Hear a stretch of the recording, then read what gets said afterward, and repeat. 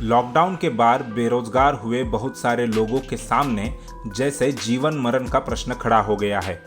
कल कारखाने, दुकान, दिहाड़ी बंद हुई तो शहरों में बड़े पैमाने पर जीविका के साधन छिन गए। ऐसे में लोगों को अपने घर लौटने के अलावा कोई चारा न था। सो लाखों लोग इस उम्मीद में गांव लौट गए कि वहां पहुंचकर कम से कम अपने लोगों के बीच रहेंगे, वहां भूखों मरने की नौबत तो न आएगी। मगर वह भी छलावा साबित हो रहा है। गांव घर की जिस बदहाली से तंग आकर वे सपने बुनते हुए शहर गए थे, वही उनके सामने मुंह बाए फेर खड़ी हो गई। सरकारों ने उन्हें सहारा देने के लिए योजनाएं घोषित की, पर वे भी उनके काम न आ रही है। आज स्थिति यह है कि असम के कोकराझार का एक प्रवासी मजदूर परिवार पालने के लिए अपनी नवजात बच्ची का सौदा करता पकड़ा गया। हालांकि लॉकडाउन के बाद बेरोजगारी के आलम में यह अपनी तरह की पहली घटना प्रकाश में आई है, पर असम, ओडिशा, झारखंड आदि राज्यों के लिए ये नई बात नहीं है। गरीबी झेल रहे लोगों के लिए अपनी बेटियों का सौदा करना आसान जरिया नजर आता है। गनीमत है, असम की घटना में समय रहते पुलिस को सूचना मिल गई और उसने बच्ची के पिता और मानव तस्करी में शामिल 2 महिलाओं को गिरफ्तार कर लिया। गरीबी और भूखमरी झेल रहे इलाकों में बच्चियों की खरीदी बिक्री और तस्करी पर रोक लगाना बड़ी चुनौती है। अनेक अध्ययन और मानवाधिकार कार्यकर्ता सिफारिश कर चुके हैं कि असम, पश्चिम बंगाल, ओडिशा, झारखंड के कुछ इलाकों में जिन्हें 2 वक्त का भोजन भी उपलब्ध नहीं हो पाता, वे अपनी बच्चियों को मानव तस्करों के हाथों बेचने पर मजबूर होते हैं।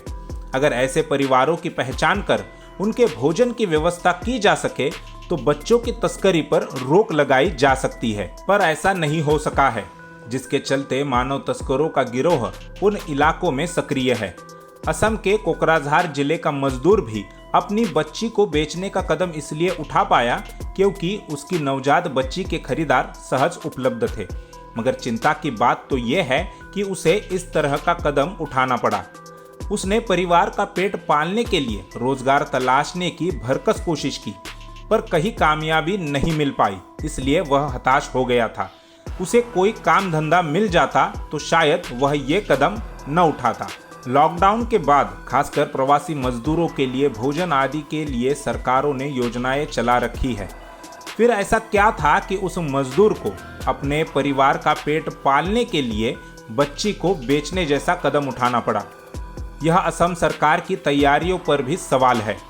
अभी कोरोना संकट नहीं टला है और कल कारखाने, कारोबार वगैरह बेशक शुरू हो गए हैं, पर आर्थिक मंदी के चलते उनकी गति बहुत धीमी हुई है।